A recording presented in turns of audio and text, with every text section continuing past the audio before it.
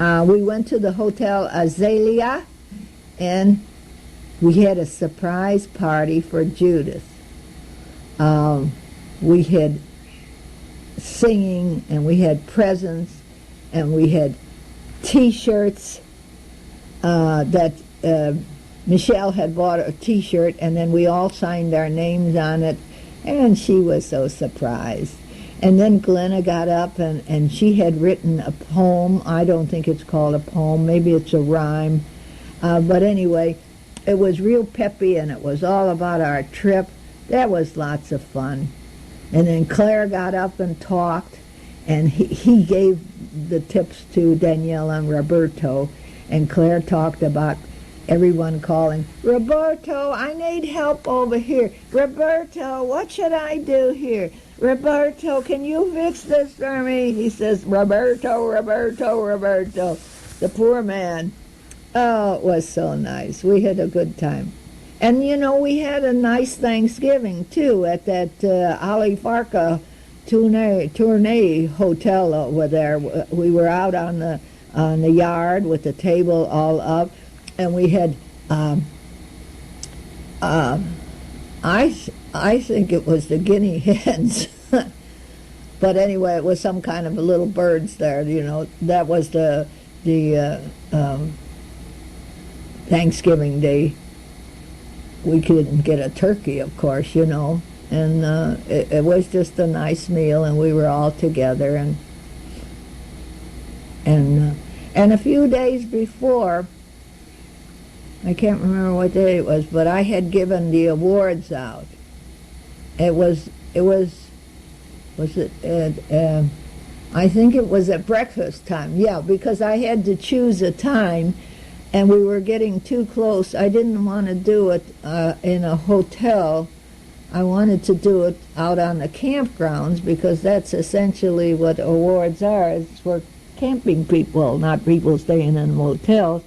And I did it then, and I tried to get the names attached to whoever. For sometimes it was serious, and sometimes it was just for fun, you know. So anyway, that was it. I did that there. And gosh, we're almost through with our trip. Anyway, we were now in the Timbuktu area, and we're going on the camels.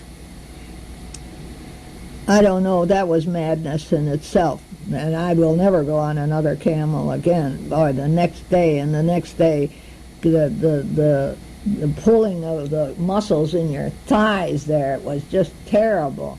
But we said, mine was there on the return trip. My camel was galloping like crazy to get to the front of the line. We almost made it, passing everybody else. My boobs were bouncing up and down and up and down. I'm telling you. And I believe that a lot of people needed preparation H, or anyway preparation V, because there was quite a trip there.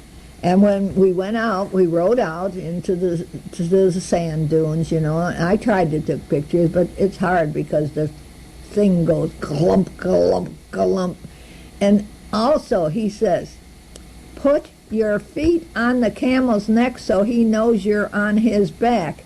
Otherwise, he'll run away. Well, great. I had such a hard time putting my feet down there because I'm short and I couldn't reach. And that was another thing, all that straining forward with my legs trying to get to the neck there, because I didn't want him to run galloping off into the sunset. And then we stopped over there at the Taranj encampment. They were the men with the blue turbans on their head.